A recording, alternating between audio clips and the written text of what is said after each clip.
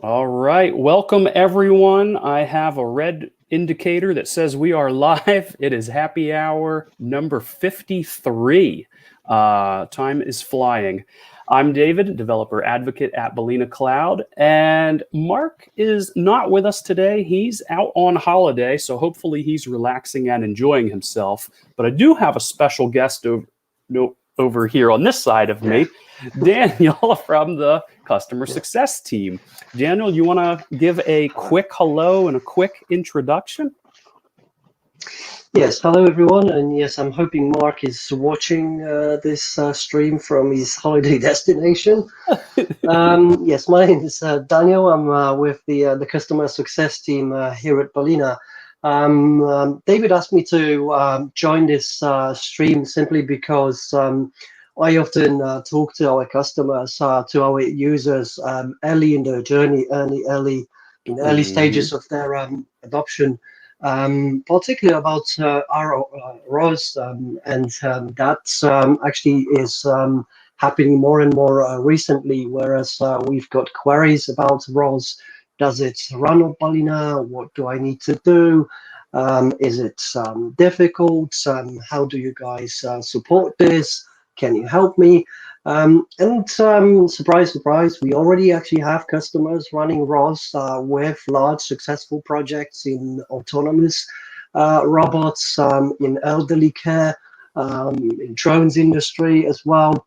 And what we want to really do is show you, whoever you are, and if you're interested in running ROS at Balena, we really want to show you how simple that is, and we want to share some work that we've done in this space, and really give you the as broad as possible picture of what it is that you need to do if you're thinking about using ROS with Balena OS. What it is that you need to do, what steps do you need to take to actually run your projects with us. If you have your code and it's running successfully with some kind of board that we already support, and we support over 60 devices right now, if that code works with one of those devices, there's 99% chance it will work with Balena. And without further ado, handing over to Dave to show you how easy it is. Awesome. Well, thank you, Daniel, for the introduction. You just did all the work for me. That's exactly what I was about to say. I was going to have you introduce yourself and then talk about what we were going to cover today. But you've already done it. So, no, that's perfect. Thank you. And you did it well, too. So, yes, we are going to show off a couple of sample repos that we've put together to help you get started with ROS on balenaCloud. So obviously we've talked about in past episodes, deploying fleets of IoT devices. We've shown, how to go through the process of flashing your image, building your container, and pushing that out to your endpoints, no matter where they are. So I'm probably not going to cover too much of that today. We'll go through it very briefly, but the Balena Labs team, myself, Mark as a developer advocate, even Daniel and the rest of the customer success team put together quite a few demos, just generally speaking, to help customers or potential customers get started on their journey. So one of the things that I had been seeing more and more people asking about was robots and ROS. And so let's take one quick second before we dive totally into the topic. Let me ask you this, Daniel. Do you have anything on your desk to show off? Now, the last time you were here, you had a crystal ball, and we looked into the crystal ball and we predicted the future. And it told us, of course, that there was going to be a cryptocurrency crash this week. So your crystal ball, I know it works well. Do you have it, or do you have something else on your desk? Actually, yes. Well, this isn't my room. This isn't my desk, and that's why the 12 number is where I was going with in this. the chat. That's not even my age. I'm like a little bit older than that. So yes, I don't have permission to publish any images, but there's nothing interesting. There's just a ring light and my laptop and well, and coffee. But that's it. The crystal ball is actually in the bag, like 2 meters away from me because I'm just going to do some photos this weekend. But that's it. I mean, All right. sorry, I have no permission to publish images. No, that is okay. I just wanted to ask, and really that's where I was going, was what's on your wall, which is a number 12. Yeah. So clearly it's your birthday. Or switch them around. Yeah, 21. That's right. You're turning 21. Yeah, I wish. And Carlo is in the comments. I see Carlo. Welcome, Carlo. He's using ROS, micro ROS on an MCU also. I have not explored that quite yet. So he's even further along, but he's been using ROS for the past couple days. Awesome. So on my desk, I don't have my second camera hooked up because I'm going to be using it for part of the demo today. But suffice to say that on my desk are 2 Raspberry Pi 4s and 1 Jetson Nano. And they're all hooked up and running. They're going to be used over the next 52 minutes. So trust me, I promise you, they're right here. All right. So let's do this. Let's actually start with a quick introduction to ROS. Now, obviously, I am an expert in balenaCloud and device management and pushing containers onto devices, but I am not truly a subject matter expert in ROS and robotics. So I have built a couple of sample repos that we're going to take a walk through today. Let me share screen quickly. Share. And come over to here.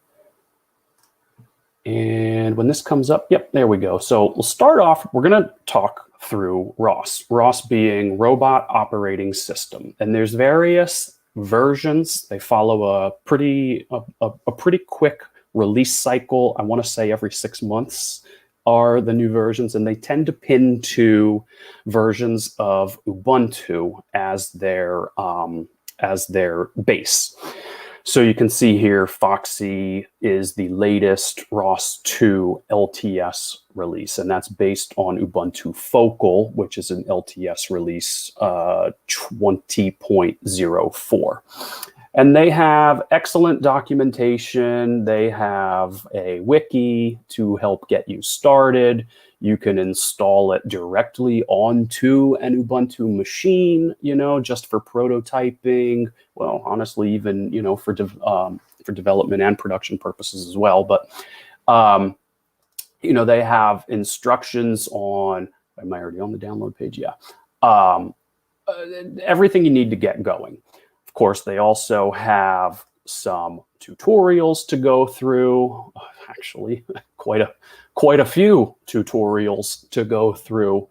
And they have everything you need to truly build out your robotics project.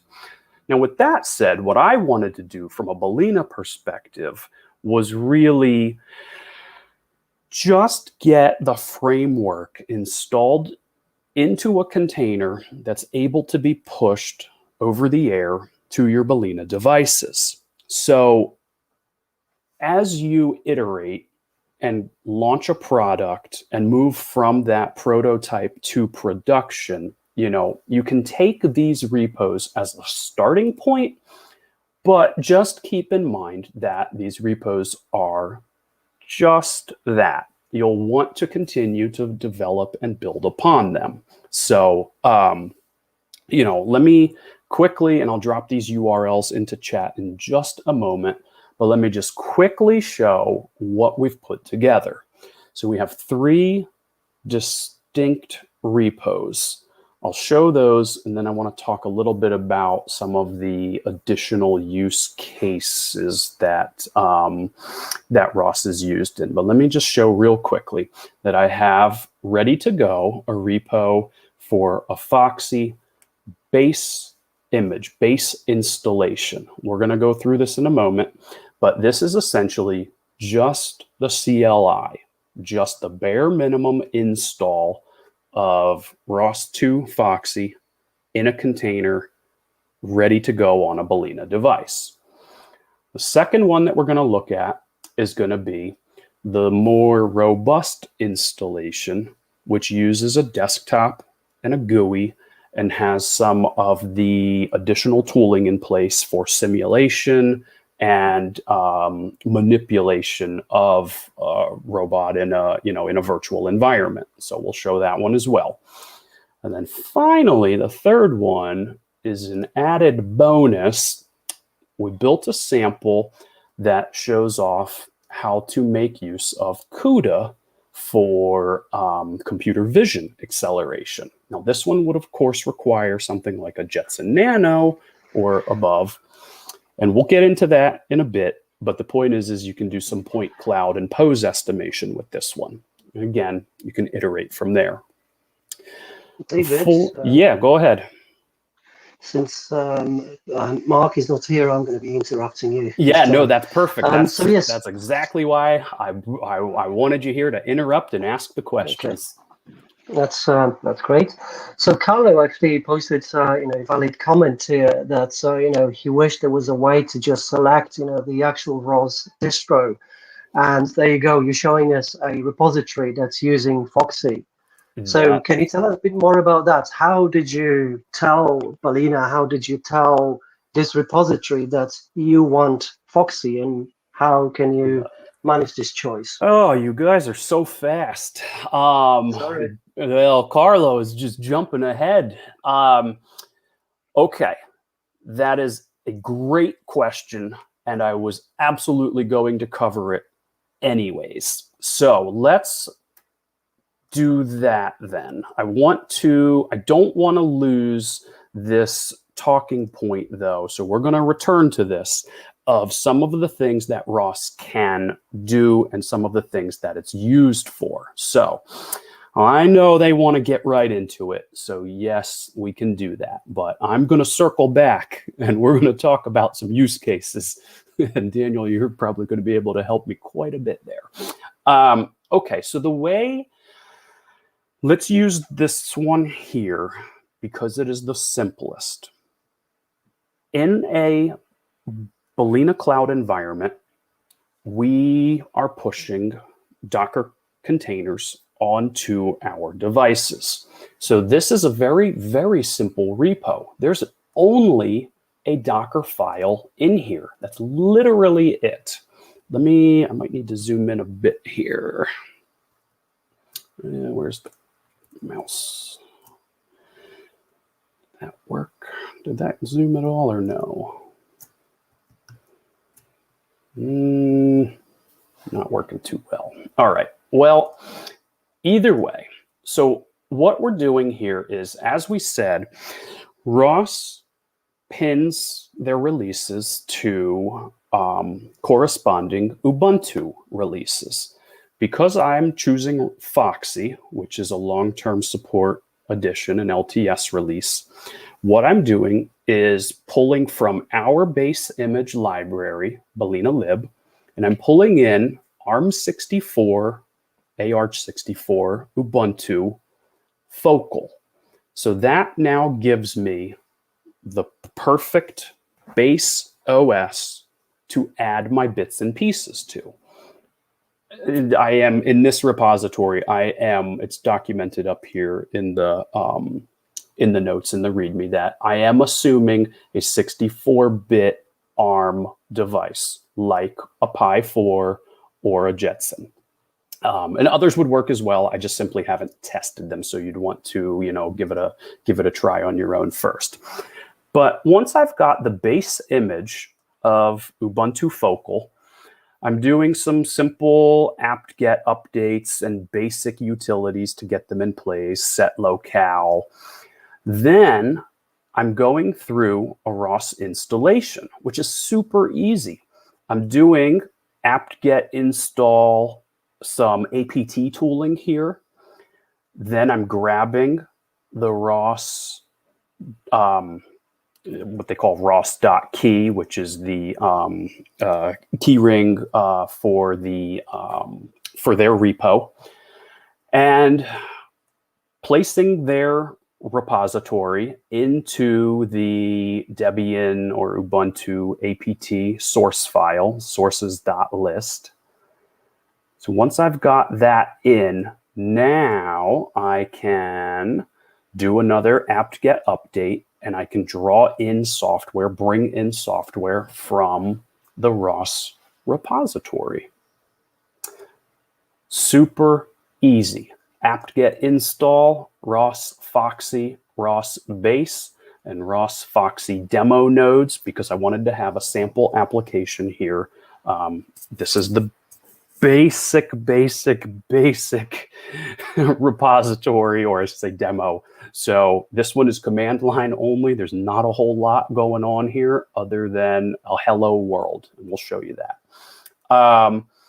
And then the very last thing is to echo out into your terminal their setup, which gives you your environment variables and whatnot. And that's it.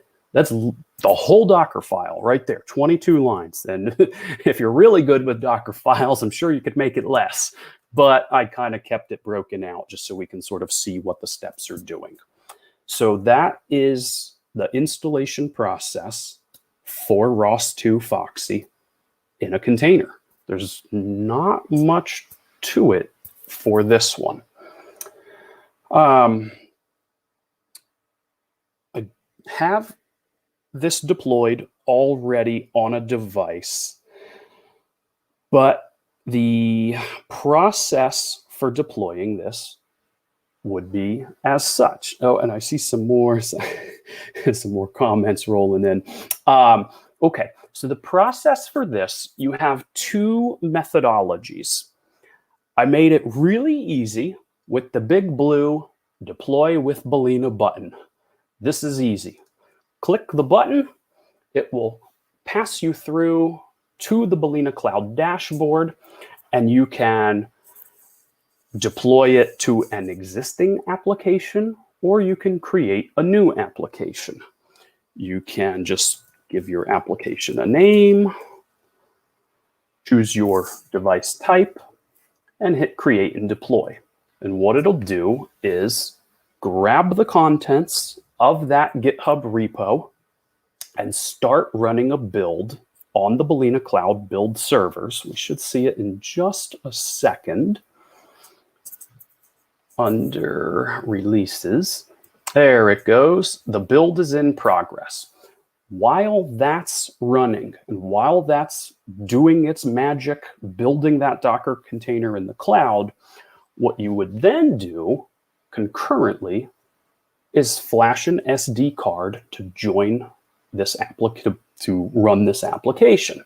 And so that's pretty simple. You click add device, choose your version, place it on development or production, depending upon if you need SSH access and UART, Ethernet or Ethernet and Wi-Fi, and you hit the download Balena OS button to bring down your image file.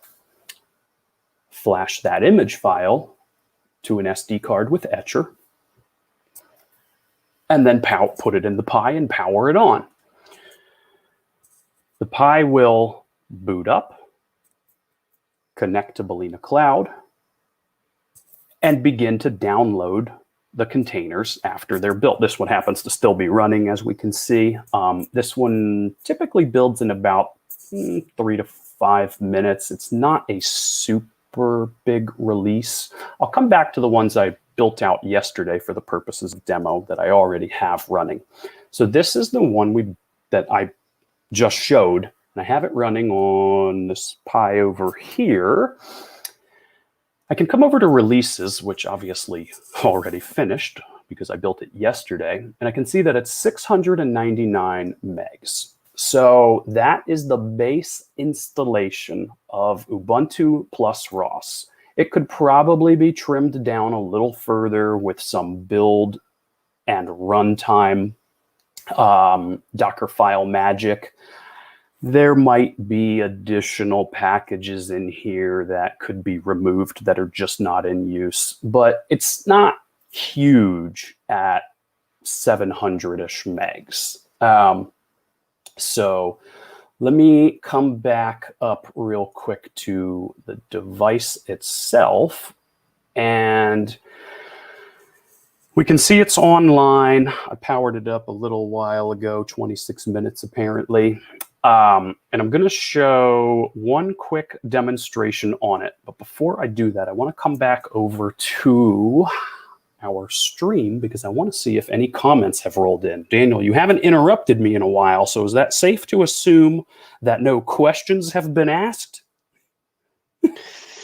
Yes, I'm actually watching watching the stream, and there are no questions, but some nice comments. Maybe we could have IoT Happy Hour on like a physical deploy to balena button, because that could be easily done. I mean, you could just hook interrupt off like Pi 3 or 4 or whatever, and make it deploy. All right, yeah, have on your desk, slam it to deploy. That's not a bad idea. Just repurpose one of those Staples easy buttons.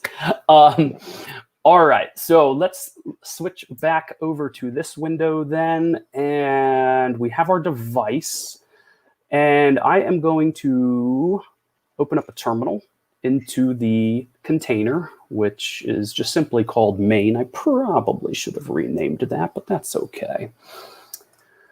And let me come over to my repo. Wait a second, we lost it when we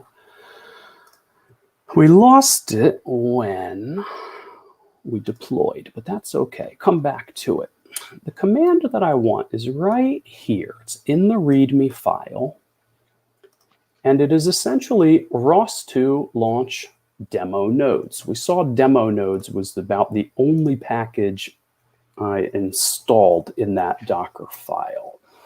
And if we have said our prayers to the gods, should get a hello world essentially. Yep, there it is.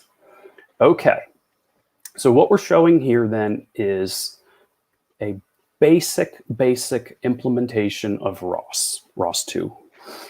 This hello world is following the model that ROS uses, and this will be a good place to come back around full circle to what I wanted to cover also about how it works. And it uses this pub sub model. You can use a GUI and do simulation and use all of the visual tooling, and that's certainly a good idea when you're developing. But you can also do everything in ROS directly from the command line.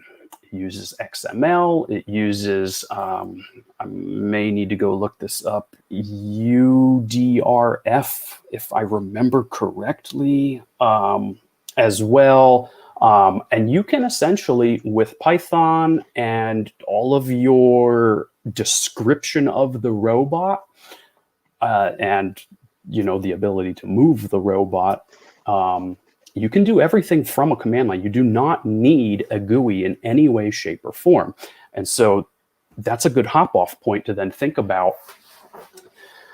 ROS is used in a lot of places. Some of the things and projects that we've seen, and Daniel, you can sort of add some color commentary here, but ROS is used in the traditional sense of robots, humanoid-like devices, or things like Spot from, who's the name of that company? Boston Robotics or Boston Dynamics. Boston Dynamics, I think, is a storage solutions company. But yeah, so, that's something that it doesn't have a keyboard, mouse, and monitor attached to it, right? So you're not necessarily, you might do some prototyping on a PC as you're developing Spot, but really when you go to deploy it, you're just deploying raw code to your Spot. Other places we've seen it used, other popular use cases, are in autonomous mobility. And I want to be a little bit careful not to say autonomous driving, because that is one of them. But it's not only driving and autonomous vehicles that it's used in. Drones make use of it. I saw some live stream yesterday of some ROS used for drone navigation at sea, in the oceans.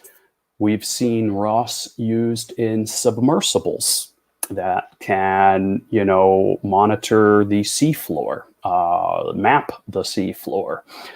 The ability to interact with sensors, LiDAR, radar, computer vision, cameras. Intel makes the RealSense 3D depth perception camera. All of that can be plugged into ROS. I'll show the NVIDIA demo in a few minutes. We've got computer vision being used there. So ROS is in a lot of things beyond just a robotic arm that you might be thinking about. Yeah, go ahead. I think it's also worth mentioning, because often we are seeing, especially amongst our customers, we are seeing combination of ROS and AI capabilities or machine learning capabilities being put together in one product, one use case.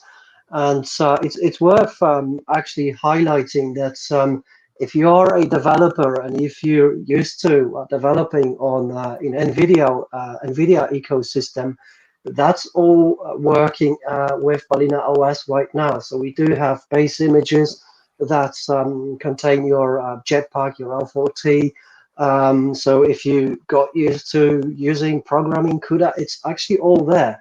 And now we also have ROS, and that's what the demo is about. But the two already work with Balena. And yeah, just to mention, we also have interesting use case with a customer in France who's using ROS for an elderly care device, which is a home device for elderly people to let them communicate with their loved ones, to let them sign up for online classes. It has some alerting capabilities as well. All of that running on Balena OS, and we just made it as easy as possible. And we also learning from those customers, from those experiences, to reduce friction. And that's what the demo is actually showing. It's now so easy to actually deploy. You have your code. You just put it in container and run it on Balena OS, and there you go. We're ready for it. Yeah, super cool. I was not aware of that customer. Did you say they were in France? I think you might. That's correct. Yeah, yeah. They featured on our website. So, yeah. I need to go out to now. Now, okay. Yeah. No. Yes. Now, now that you mentioned that, yes, I was not drawing the connection there. All right, we're good. So, all right. So we've shown now the basic implementation. Let's take things a step further. Let's have a look at what it would take to go through your development environment. If you are the type of programmer that wants to simply write raw code all day long in XML and in Python, and when the time comes, like I said in the Spot Robo Dog example, you're really pushing it just the raw code and the CLI and the ability to run those run those. It's essentially commands. It's ROS2 is the command. But for purposes of development, simulation is going to be extremely helpful. So let's cancel out of here. And like I said, ROS2 is literally the command line, and ROS2 launch is your hop-off point. But let's go take a look at some simulation in ROS2 specifically. So I'm going to close this terminal, and I'm going to switch to, actually, I'm going to have to switch my cameras around here as well. Let's see. All right. In the second repository, I've built out. David, yeah, go ahead. Sorry to disturb you again. Go ahead. Are those URLs published anywhere so that folks can actually follow? Yes, absolutely. Great reminder that we need to put these into chat so that they come up in the logs when folks are going back and watching it later in YouTube as well. Here's the base one. Grab that and bring it in. And we will grab the third one as well for right now. Bring it over. Okay. Those are the repos. Thank you, Daniel. Great reminder. Go back up to the desktop. So let's take a quick look at the Docker file for this desktop installation. It's similar, but more robust. Again, I am only testing here on a Pi 4 and a Jetson Nano. So I'm building for ARM64. You could theoretically pivot that to our generic x86 base image as well and give it a try. I'm just simply saying I haven't tested it, so I don't know conclusively whether it works or not. But if you do try it, let us know. So you could certainly deploy to a NUC. This repo, however, is assuming ARM64. Okay, now similar to the previous one we showed, I'm doing basic stuff to just simply install some tooling up front, grab that ROS2 repository into my apt sources.list file. And now I'm going to install ROS again, but this time I'm going a bit further. And they make this so simple. I can install a package by the name of ROS Foxy Desktop. I keep my demo nodes. I'm also bringing in ROS Foxy Gazebo. Gazebo is a simulator that we're going to see in a moment. It does need a desktop environment. So you have to have X init, X server. I chose XFCE4 because it's a nice lightweight desktop. I also included for us, well, Firefox, but for a reason, Turtlebot 3. And Turtlebot 3 is a really, really neat sample application. Here is Turtlebot. You can Google this one. That does it's a pretty basic. I don't know. I shouldn't even say basic. It's a pretty thorough little device that you can build and run in the physical world. You can buy a Turtlebot. It is a thing, but you can also use it in simulation. So, you know, think of it as a miniature Spot. Now, I've brought this in so that we can demonstrate the capability.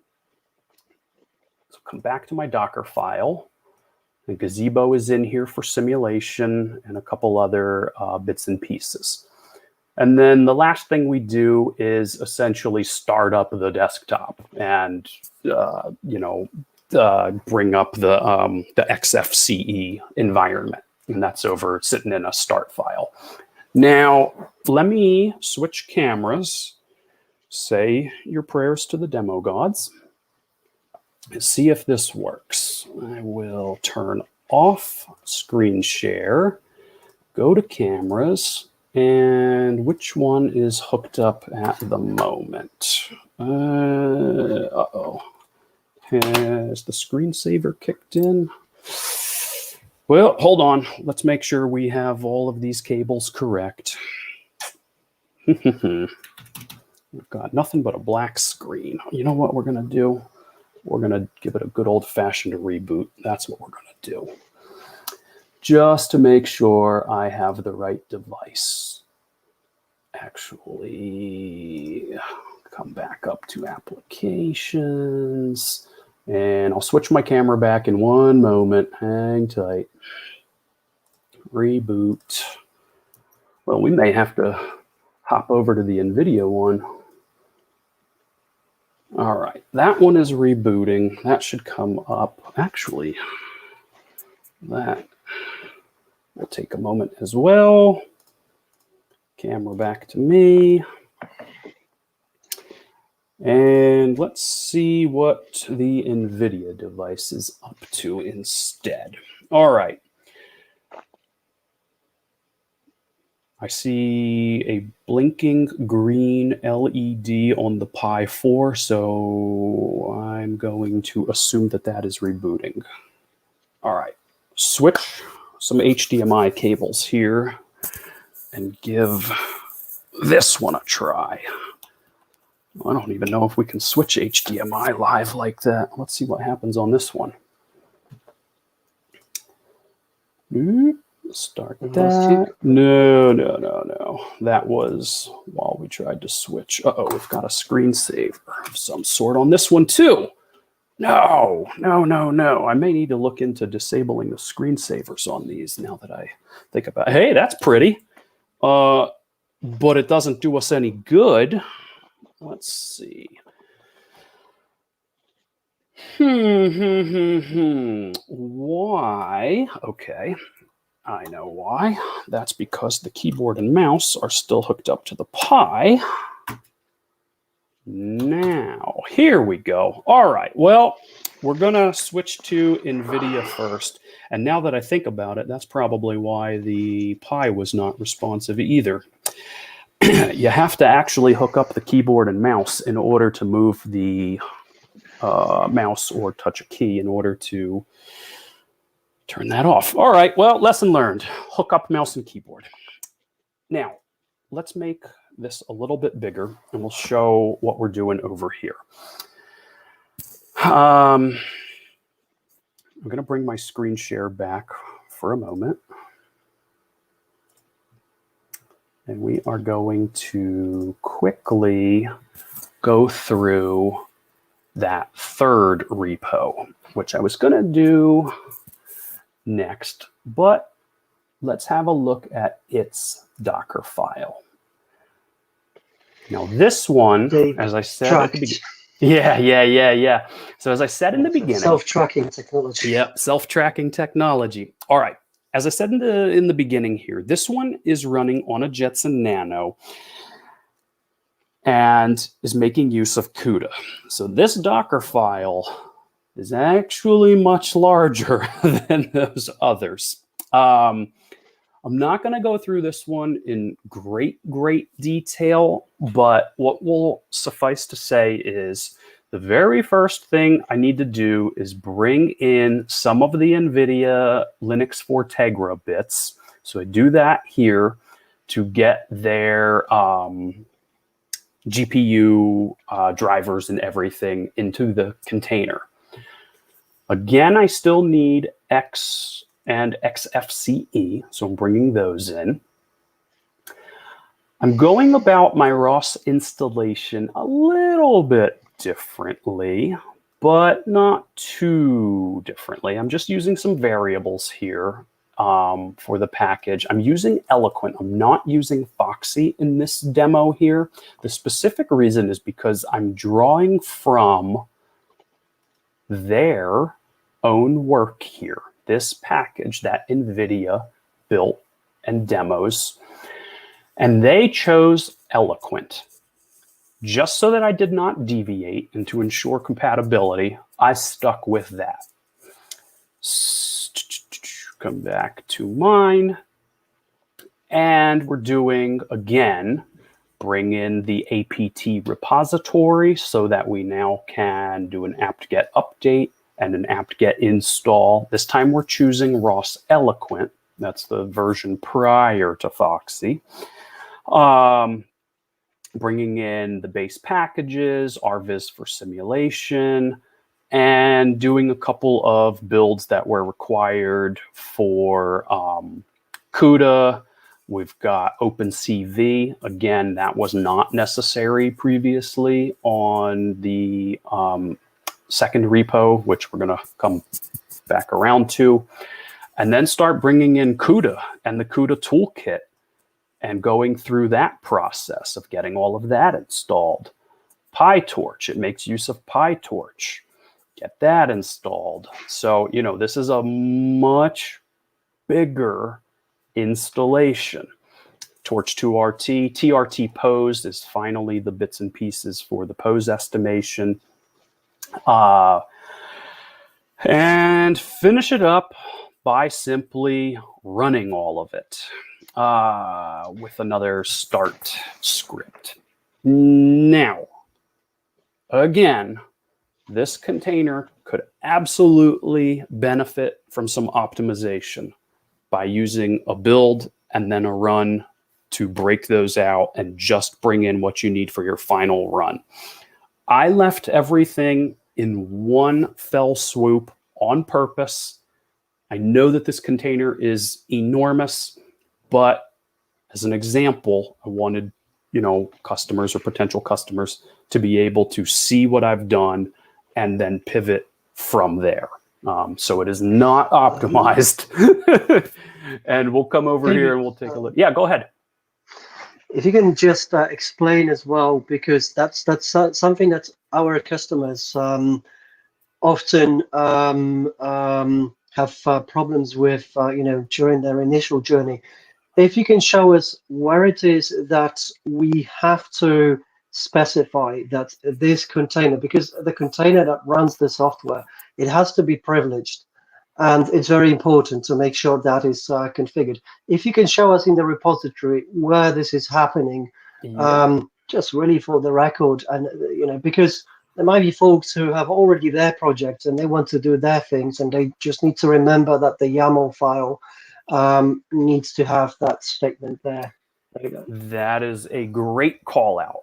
So here in the Docker Compose, which is sitting in the root directory of the repo, it's a pretty simple Docker Compose, honestly, but I am setting privileged true, udev1, and I'm mapping in all of the /dev directory. I did that on purpose as well, so that you can, you know, whether your camera gets enumerated as /dev/video0 or /dev/video1, or if it's a CSI camera hooked up, or even multiple CSI cameras. I just didn't want to have to start, you know, playing the game of, okay, where did this camera get connected to the system? So I leave it pretty general here, but yes, this YAML file, this Docker Compose.yaml is where we're setting privileged so that the container has access to all of the underlying resources of the device. All right. Yep. So this one is kind of interesting, though, in that it's doing pose estimation. And this, I think, is something, you know, that you covered a little bit previously as well in the use case of the customer. But let's come back. I'm going to turn off screen share just so that we get this a little bit bigger. And yes, I am being tracked. Nico, you are correct. Let's make that bigger. My frame rate here is not great because I'm going from the Jetson Nano to a USB capture device, piping the USB capture device into the laptop, and then the laptop's doing StreamYard, from StreamYard over to YouTube. So it doesn't look great on here, but I can certainly demonstrate that it is working. So this is, a pose estimation point cloud visualization. And it's missing me a little. I can't get far enough away, and I don't have great lighting, but we can definitely see it's there and it's working. Yeah, we can see it as long as your arms are fully in the picture. Yeah. As soon as they appear, we can see four lines and dots. And it's interesting because you have this moving fan in the background, which also has flying arms, and those are not getting picked up. Yeah, they're not getting detected, so the model is pretty well. Yeah, you can see the CUDA cores are doing it. Yeah. I wonder how hot the device gets. Can you show us the temperature? Because it should be in the dashboard, right? It is in the dashboard. Let's come back over to... That's going to be CPU. I'll have to... Hang on a second. Share. Let's come back to the screen share. And the device is... 49. It's not too bad. Now, I do have a fan on it. The Jetson Nano, as it ships from the factory right out of the box, comes with a pretty large heat sink on it. It does not ship out of the box with a fan. I did add that to it. And it's the CPU as well, but we're monitoring, right? We're not looking at the GPU. Okay. Yeah. We monitor CPU, but the GPU is you could still probably dump it with some kind of script. Yeah, I'm sure. So that is the NVIDIA one, and that can get you going as, like I said, a good starting point. You'll need to iterate. You'll have to hop off from there. This demo is really only doing pose estimation. Obviously, you may not be in the business of pose estimation, but at least you can take the sample repo and build from it. It also, I forgot what I was going to say. Well, that thought just floated right away. But yeah, so we've got so that one done. All right, let's come back around to the desktop one. Yeah, go ahead. Sorry, there's a question from Nico. Can you just drop to this shell, and because that could be interesting as well to show people how easy it is actually to quickly see what's happening. Because Nico asked, is there NVIDIA SMI tool included? And I don't know if it is. I do not believe that I have that included. But it's good to actually show how easy it is to check, because you literally just go to the dashboard, you dial into your device by SSH. No, I do not have it installed. Yeah, it's probably different commands, but yeah. Yeah, that would be a good... you know what? I should bring these. Well, I think that's the guy. Give me a pull. Give me a pull request. Yeah. So I did not think to include them, but that's totally doable. Yep, totally doable. So, yeah, with that said, another thing to keep in mind is I am using a Jetson Nano. You could also use a Xavier NX to get a little better performance. Like I said, I'm doing pose estimation. You may not be in the business of pose estimation, but at least you can use this repo to start the process and iterate out. Oh, now I remember what I was going to say. I don't have any actions in here. I have pose estimation, but you mentioned a customer using this kind of a solution in elderly care. What we really need is an if-then, or some sort of a, if this is detected, then alert these individuals via some, via some protocol or something. So again, when thinking about it from a customer use case, they will want to build on top. What happens? It's great that we can see me in a point cloud, but we're not taking any actions on this information. So you want to keep that in mind as well. All right, let's see if our Pi booted back up. And I have to wonder if at this point it has had its screensaver come back on. All right, stop the camera from there. Come back to me for just a moment. We may not get this demo out of this one after all then, but we're going to try it. All right. Now what do I need? Which cable is going where? Let's bring this one off, this one on. We need keyboard and mouse, so we're going to take this adapter here. I need more keyboards and mice. Oops, killed the Nano in the process, but that's all right. Now this one, no, still nothing, huh?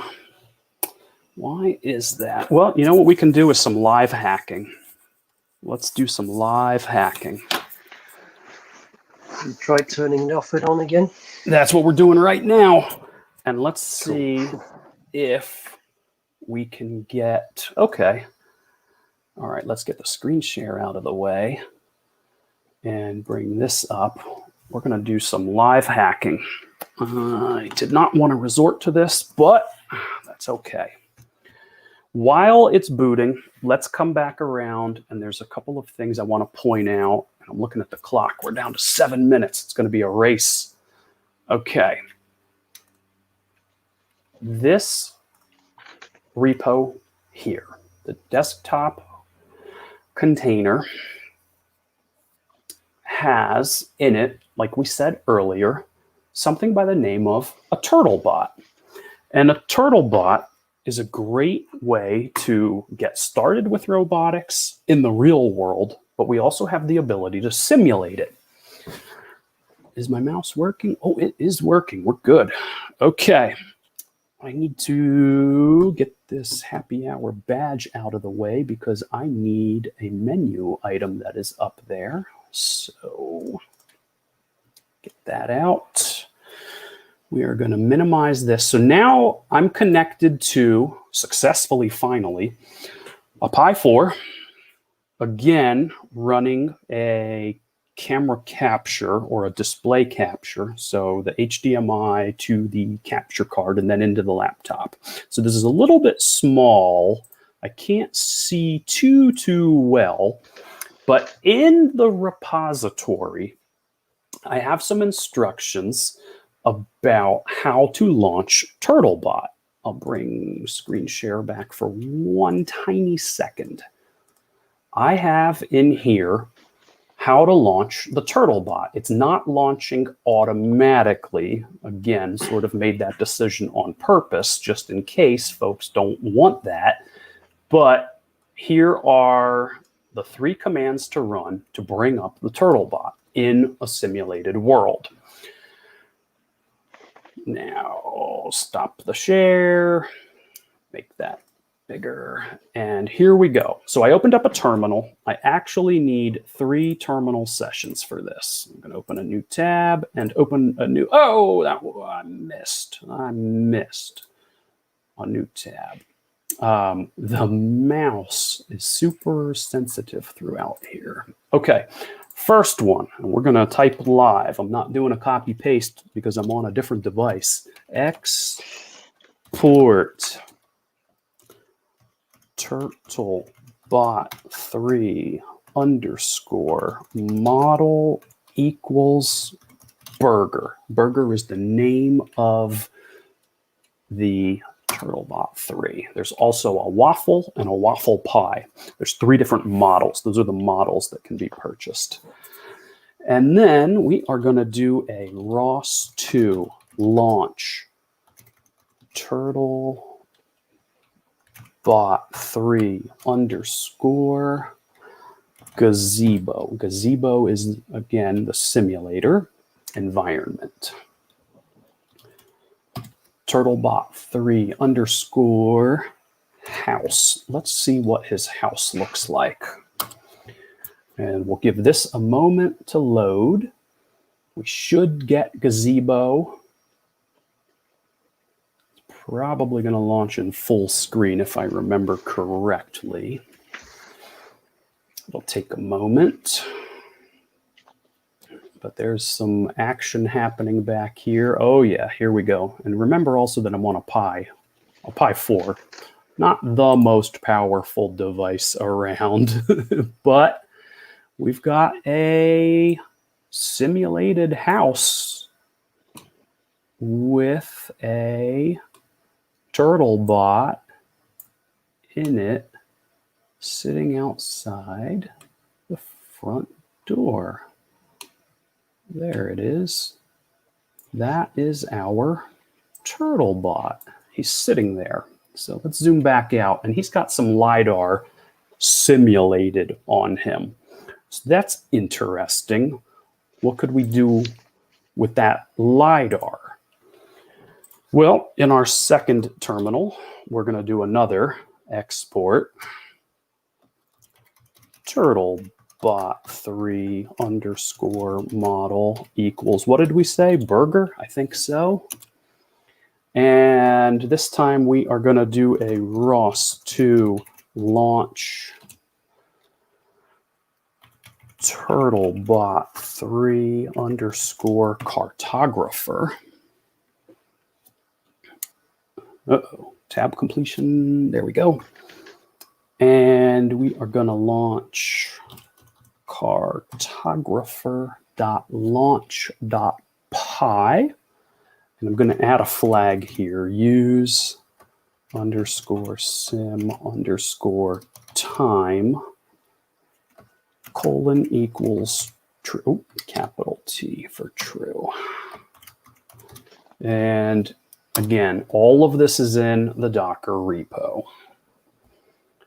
So let's take a look at what the turtlebot sees in RViz, which is the robot visualization utility. And so Turtlebot is currently seeing the world, the simulated world, like this. Let's zoom in a little, move a little. Oops, no, we're going the wrong way. Just kind of come over here a bit. So Turtlebot sees as such. No, down, I want to go up. Okay, now the very, very last thing, and I'm aware we have only 1 minute remaining, but we might have to go over just a moment, is going to be, let's drive this Turtlebot. And to do that, we're going to use the keyboard as input. Export, yet again, Turtlebot3 underscore model. Wait, did I type that right? Yep. Equals burger. And we are going to do a ROS to, this one is a run, not a launch. Turtlebot3, oh, tab completion's getting a little slow now as this Pi is getting loaded down. Turtlebot3 underscore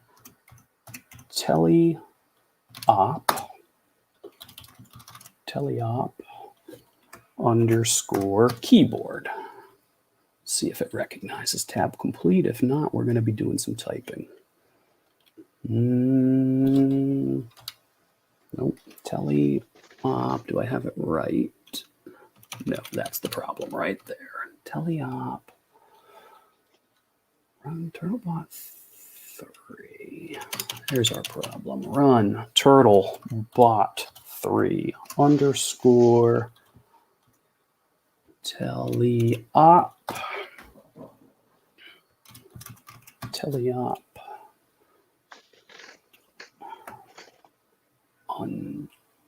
underscore keyboard. All right. Got it. No executable found. ROS2 run turtlebot3 underscore telly. Well, we might not be driving today. Why not?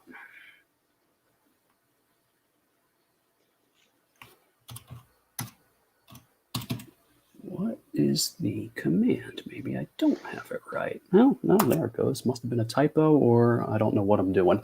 Okay. We should get the ability to drive. Let's move this out of the way. Or the Pi is just simply overloaded at this point. It's possible too. Let's make this window a little smaller. Yeah, it's starting to struggle. Which is probably a good talking point in and of itself, in that I'm using a Pi just because it's simple and readily available. However, you might need to use more powerful hardware. All right, now to drive, I can start pressing W to go forward. And there goes my bot. Now, you can see where he's placed alongside that wall. He doesn't have a view of that room on the other side of the wall. But as he gets a little bit closer, we might need to zoom in on this one. And then come up here. Once he gets to that doorway, his LiDAR is going to penetrate through, and he'll be able to see this brick wall over here. So, you know, this by itself really is not the necessarily interesting part of the demo. The fact that it's running is really what we're more concerned with. But he can then start to see through, and you can see the green dots over on the other side there. So that's it. I'm going to end it here, actually. We got it working after having to reboot a few times, so apologies on that. But let me switch the camera off, come back to me, and we're going to wrap it up, Daniel.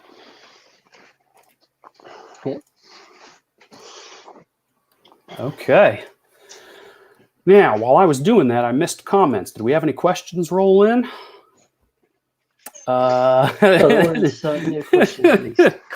says it's a cheap alternative to using a 1050 Plus card. Yeah, he's correct. That's true. Jetson is really cheap for tinkering with CUDA. Yeah, so very cool demos. All right. Well, Daniel, any closing thoughts on what we showed, what we went through, or the use of ROS on IoT devices? Yeah, I'm really happy. I'm really happy that you know, you were able to cover so much in such a short space and show, you know, some interesting projects that are really just, you know, your entry point to the fantastic world of, you know, ROS on Balena OS. And you know, what I would say, if you're a developer or if you're working on a project and you're struggling, and you know, Balena OS is something that you would like to integrate your project with, solutions at balena.io, and we're waiting for you. Awesome. Well, thank you. That's perfect. Got everything covered that I wanted to cover. We went through 3 devices today, 3 different repos. We did not necessarily show off the pushing the container to the device, but I know that we have content on that. We're always happy to help with that as well. The repos themselves, I'm going to just put them in one last time, I think, real quickly. Wrong keyboard, wrong mouse again. And bring that over here. Get my hands on ROS now. All right, excellent. There is the desktop one that we just showed with TurtleBot.